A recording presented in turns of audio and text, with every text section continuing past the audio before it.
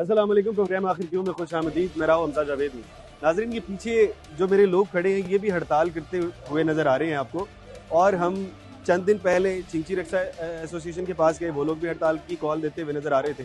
कल हम mini मजदा association के पास गए, वो लोग भी एहतजाज करते हुए नज़र आ रहे हैं। तमाम के तमाम लोग एहतजाज क्यों करते हुए नज़र आ रहे हैं? हमने चंद दिन पहले देखा कि एक प्रेस कॉन्फ्रेंस हुई जिसमें मिनिस्टर जो थे ट्रांसपोर्ट के बिलाल अकबर खान साहब, उनसे बात हुई गुड्स एसोसिएशन वालों की, मिनी मजदा एसोसिएशन वाले की। वो तमाम लोग खड़े थे और उन्होंने बातचीत की और पहले दिन ही हड़ताल ख़त्म हो गई।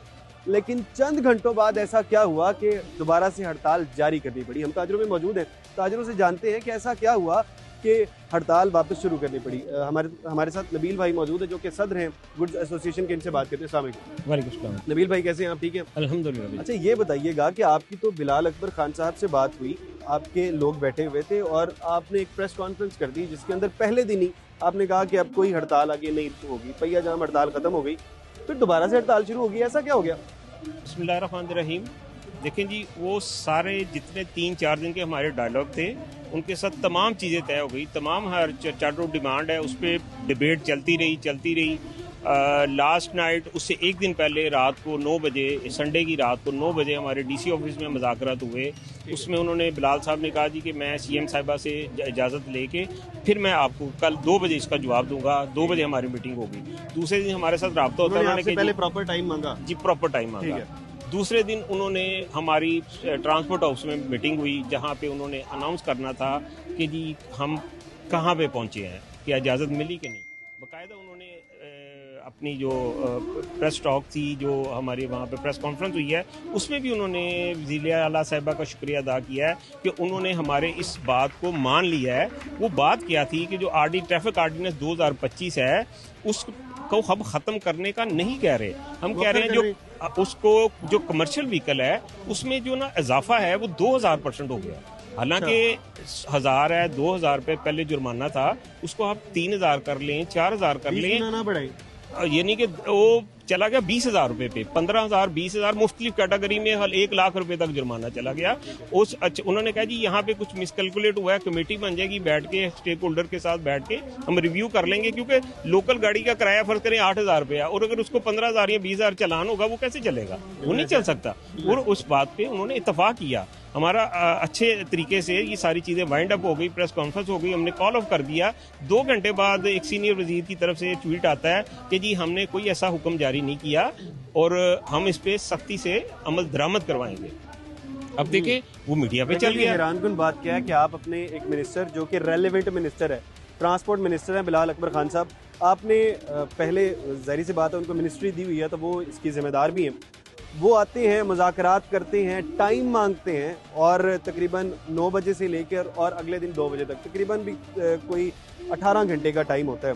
वो टाइम मांगते हैं, उस टाइम के अंदर मरीम नवाज साहिबा से बात भी की जाती है और उसके बाद आके वो मुज़ाकरात करने में कामयाब हो जाते हैं और अनाउंसमेंट हो जाती है, कॉल ऑफ हो जाता है। लेकिन उसके बाद ऐसा क्या होता है कि आप नहीं मानते? क्या बिलाल अकबर खान साहब इररेलेवेंट थे? ये बड़ा सवाल है। बाकी बार भाईजान आपसे भी बात करते हैं। आप ये बताइएगा कि जब ये कॉल ऑफ हो गया सारा कुछ, ऐसे आपके कौन से मुतालबात थे जो कि नहीं माने गए? बिस्मिल्लाहिर्रहमानिर्रहीम।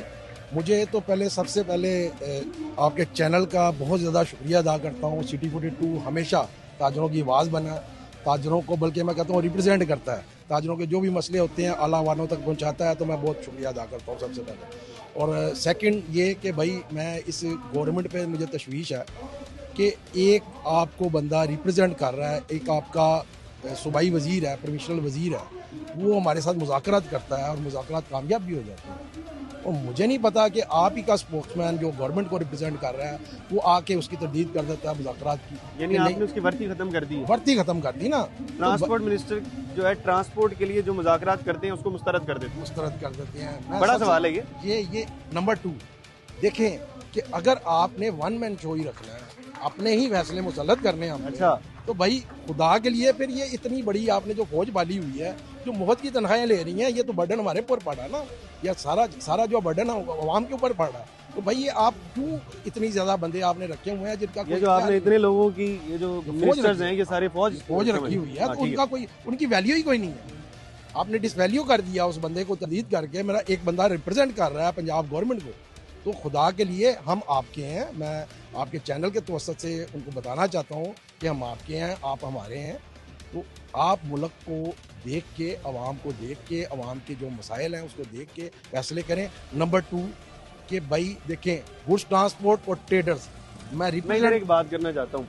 एक बार ना हम किसी वकील के पास मौजूद थे और उन्हें कहा गया कि किसी फैसले में आप अपना किरदार अदा करें, तो उन्होंने बताया कि अगर कोई शख्स अगर कोई फैसले में किरदार अदा करता है और अगर किसी को कह देता है, दो पार्टियों के अंदर दरमियान में बैठता है और वो कहता है कि हाँ ये फैसला हो चुका है, और बाद में अगर उसको मनवा नहीं सकता तो बाद में उसके ऊपर बात आएगी, वो उसके गिरेबान को पकड़ा जाएगा।